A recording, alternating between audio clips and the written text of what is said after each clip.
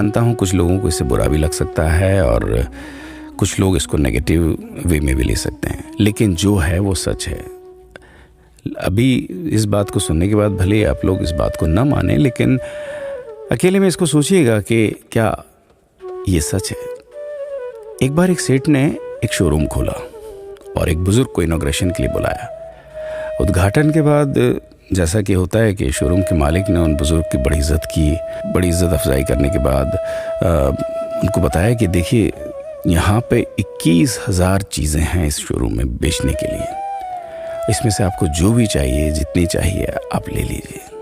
बुजुर्ग हंसे और बोले कि इनमें से एक भी चीज़ मुझे जीने के लिए ज़रूरी नहीं लगती। मुझे तो इस बात का ताज्जुब होता है, आश्चर्य होता है कि इंसान इन सभी गैर ज़रूरी चीज़ों का इस्तेमाल करता कहाँ है। अब देखिए, एयर फ्रेशनर के बिना किसकी सांस रुक गई? फेस वॉश का इस्तेमाल नहीं किया तो कौन काला हो गया? होम थिएटर लाकर कितने लोग कलाकार बन गए? कंडीशनर से किसके बाल मुलायम और काले हुए हैं? अरे, जो डाइनिंग टेबल यूज़ करते हैं, क्या उनके घुटने नहीं दुखते? थोड़ा दिमाग पर जोर डालकर याद कीजिए कि हैंड वॉश के बिना आपके किस दादा के पेट में कीड़े हो गए थे। अगर हम डीओ मारकर निकलते हैं तो क्या लोग हमें सूंघने आते हैं? एक्चुअल में तो हम सभी इस प्रकृति को चुनौती दे रहे हैं, वरना बुगला जो होता है वो शैम्पू से नहाता है क्या?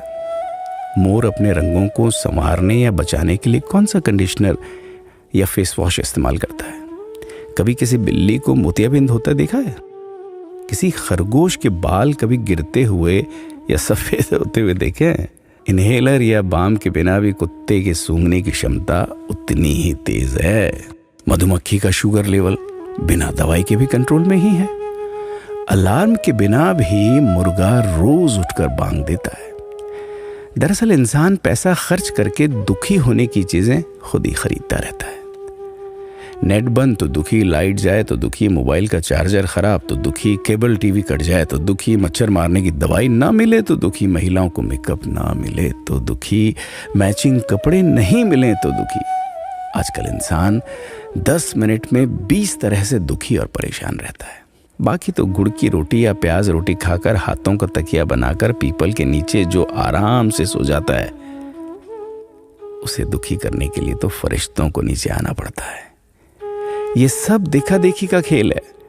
सच तो यह है कि सुखी रहने के लिए बहुत कम खर्चा होता है, लेकिन दूसरों को दिखाने में कि मैं कितना सुखी हूं, इसी में बहुत ज्यादा खर्चा होता है। जैसे जैसे सुविधाएं बढ़ रही हैं, दुखी होने के रास्ते भी खुलते जा रहे हैं। अगर आपको ये सब सच लगता है तो लोगों को जागृत कीजिए और फिजूल खर्च से बचाइए। दोस्तों, खुद सुखी होने के लिए खर्च कीजिए, दूसरों को दिखाने के लिए नहीं। हाँ, लेकिन अपना ख्याल रखिएगा।